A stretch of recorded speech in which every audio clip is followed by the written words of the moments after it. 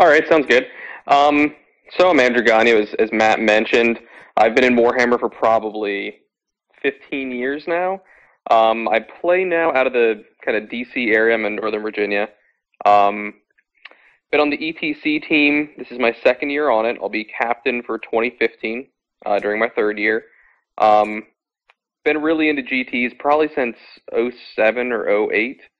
I've won a few along the way, and yeah, that's about it. I've been a long time kind of IG, Grey Knight, few other armies player, Eldar, but I decided not to get back into them, so we won't talk about that.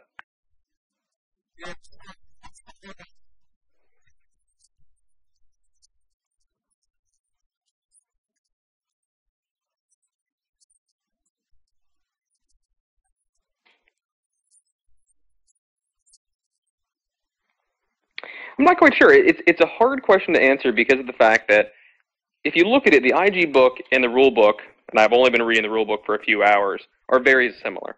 So the IG book, in my opinion, did not change much when they updated it a couple months ago. It was very similar to the old book. There was a new tank or two. They changed a few units' profiles, but all in all, very similar. Fast forward to the rule book, from what I can tell, very few things are different. And the most surprising thing I've found so far in the rule book, and this is not IG related, is that line of sight is now taken not from a model's eyes, but from any part of its torso or the head or main body. I mean, that says something. That's the most major change I've seen, of course, besides like new psychic powers and stuff. So, what did? Yeah, I mean, but they gave a formal phase to something we already did at a set time. So I mean, it's not. Neither one's that different. I think the main thing that IG are going to take a hit on is, I don't know. I mean, their psychers aren't very protected. So IG typically in the last, couple of years, and I've played blobs pretty extensively, have really relied upon getting divination in there and buffing them up. It's not nearly as reliable anymore because if you think about it, if you just have a couple psychers in your list, and you want to cast Prescience, it's a Warp Charge 2 power. If you just have those Psychers that you intended to cast it like you previously did, those Psychers have, what, one Warp Charge point, maybe two? You have to pass with both of them. So now getting Prescience on a blob, much less reliable, unless you're really loading dice in the army. So how you support your army is probably going to be a little bit different with IG. I think that's probably the major thing I've noticed that they're going to end up losing.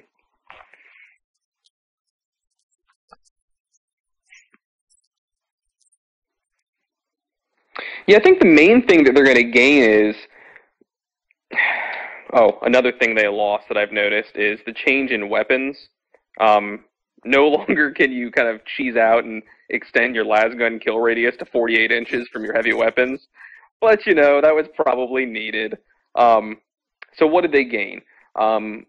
They were starting to, with the new book, I think it really actually kind of helped bring vehicles back for them. They really downcosted Russes. They upcosted Chimeras because we already own them. So now the Toroxes are good. Wyverns were very good.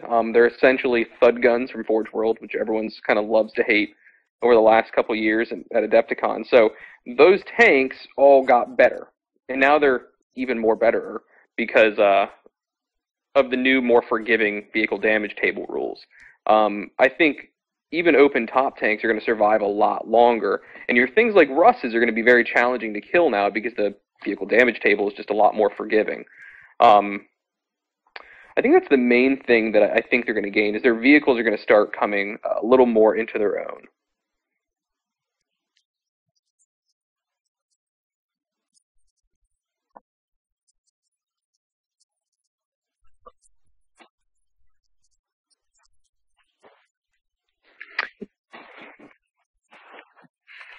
Well, yeah, and I mean, another thing about vehicles that I forgot when I was saying this, and I don't know why, because I've been toying around with list ideas already, but the fact that they count as the slot that they're bought in, I mean, guards spam troops like no one's business if you really want to by breaking up blobs and having these individual units.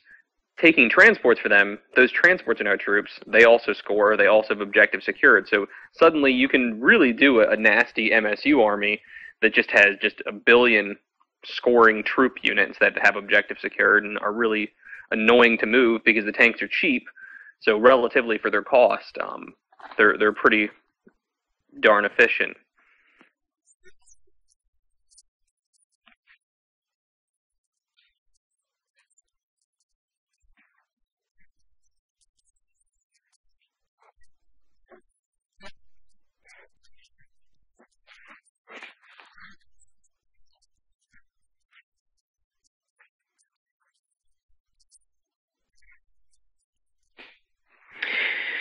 Yeah, I think it favors Guard a lot. I think the biggest benefactor is probably Grey Knights, as we all know, due to Cybacks and things like that. But Guard definitely benefit from it. I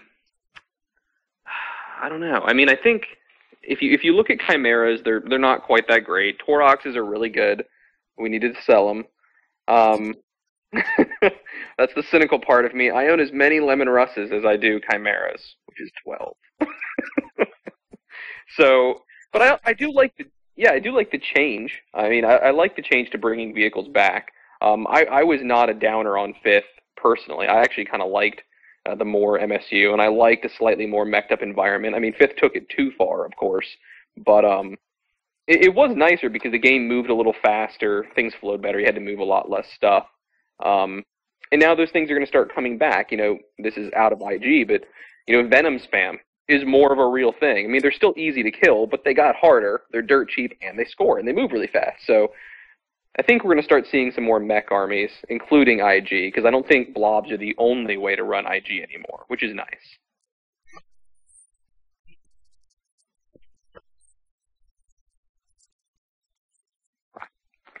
I think it'll still be a stretch, because I think you're going to have to take a more mixed Guard army, because while those sorts of armies are good, you're still going to have some Death Stars floating around. Beast Star is still really good.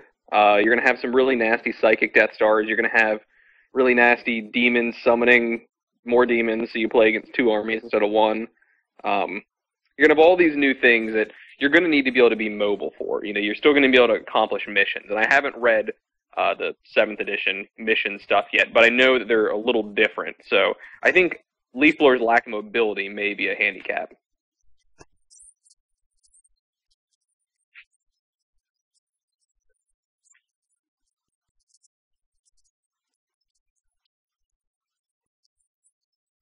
I did notice that, yeah.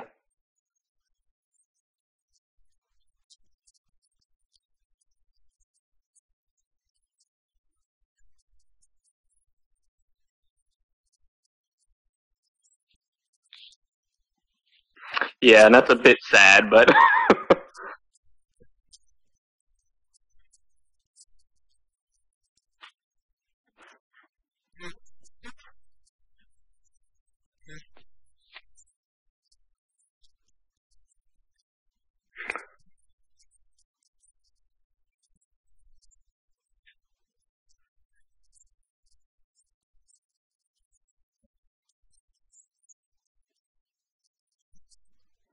I have not read that section, so thank you for explaining it. So let me get this straight. So when I tank shock, I get half the armor, which is 7. Probably a modifier for... Is there a modifier for speed anymore? Like it was ramming? Hmm. Does it have an AP value?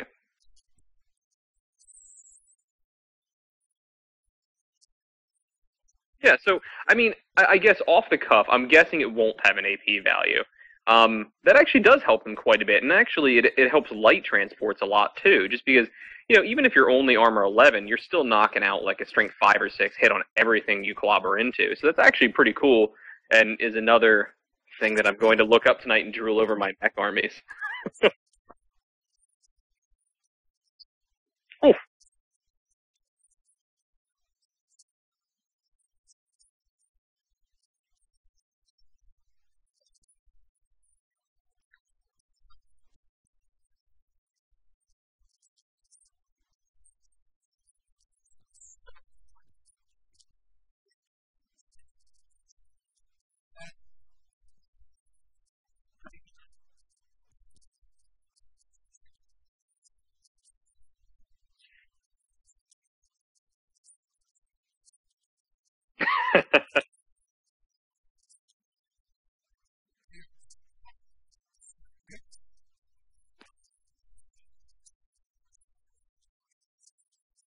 IG.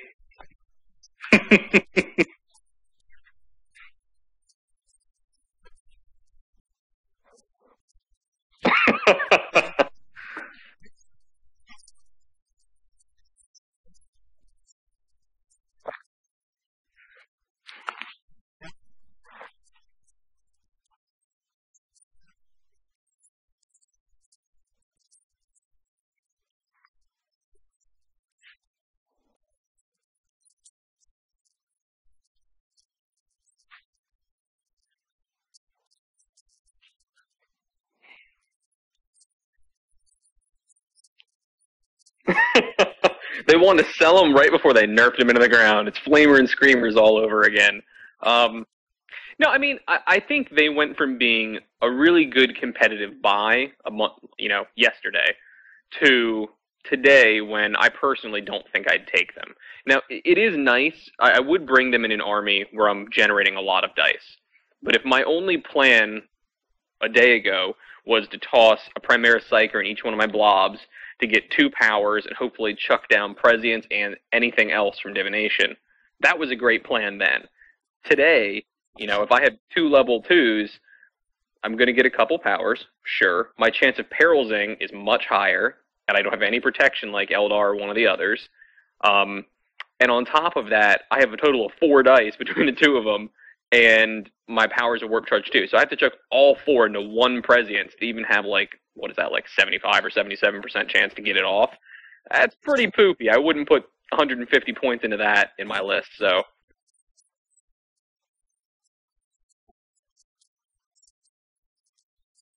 Yeah, so I mean, if you're gonna go Psyker, I think you got to go pretty heavy. So I think if you were, it just changes how they're being used. I mean, they're no longer just an easy to access, put them in your blobs and have a huge force multiplier. You have to dedicate a little more into them, which is probably good. It makes my decision because I won't be using them.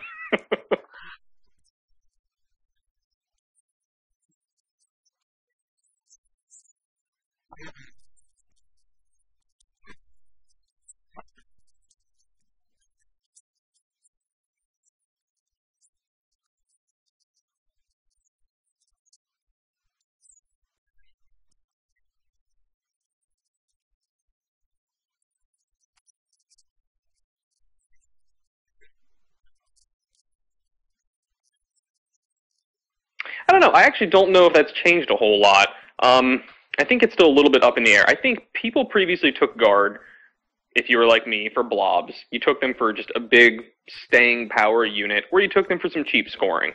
I don't think you're necessarily going to see a whole lot of that anymore with the changes to weapon ranges and the other things we chatted about that kind of lessen how great blobs are. Now, you might see people tanking them just to have a ton of objective secured stuff. I mean, you could ally in, 15 Toroxes or something just from your 2 platoons. You probably never would do that, but I'm pretty sure you actually can come pretty close because you can take them for the PCSs, take them for all the infantry squads, your command squad, the others. I mean, so I think if people take guard now, they might be doing it for different reasons. I think the change, though, probably is going to keep them from being used as allies as much as they once were. I think people are going to start looking more towards Grey Knights because they gain Battle Brother, and Demons because both of them generate so many dice and can start summoning shit. I don't know. I'm actually kind of happy for that because maybe we won't see them everywhere. Not everyone will be trying to play a blob.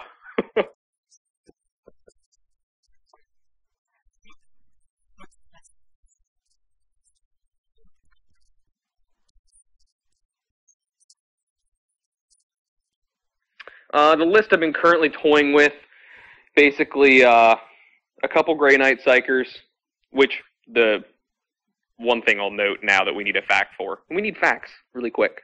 One thing we really need a fact for is the Psychic phase says that Psychers that have powers assigned to them don't generate from tables. So currently, not a single Grey Knight Psyker can use the Santic powers.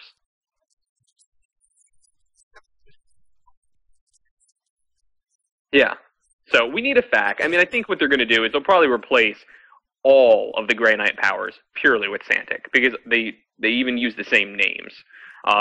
assuming that we can get that Grey Knights get access to the tree, not like we're not going to have Cybaks tossing Vortexes of Doom or anything, but that like maybe Tech Marines, Inquisitors, Codiez, that sort of stuff gets access. So assuming that, I'll be looking at probably Codiez and Inquisitor, a bunch of Cybaks for generating points, cheap scoring units inside, and then maybe some Dread Knights, just for some heavy obnoxious stuff for cheap, but the heavy incinerators, walkers. Allaying in then either 1 or 2 blobs, or maybe just trying to make just a mech overload army, doing 9 Cybaks and 10 Toroxes or something. You can fit it.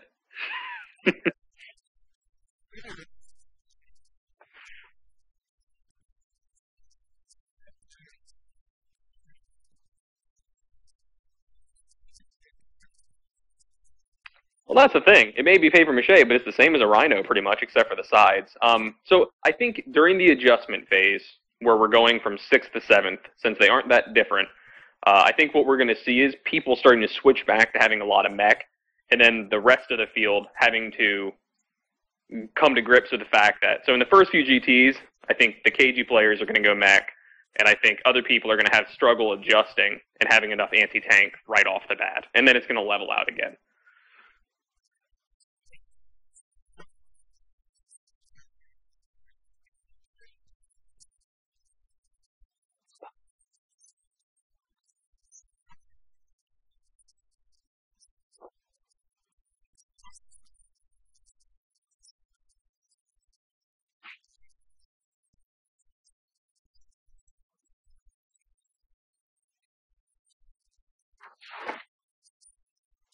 Those bastards scouting me.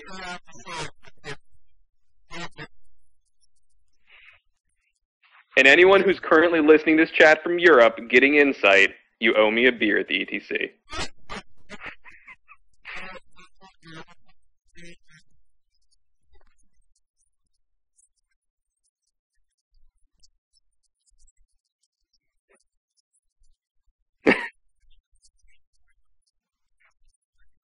All right, Matt, have a great one. Thanks. Bye.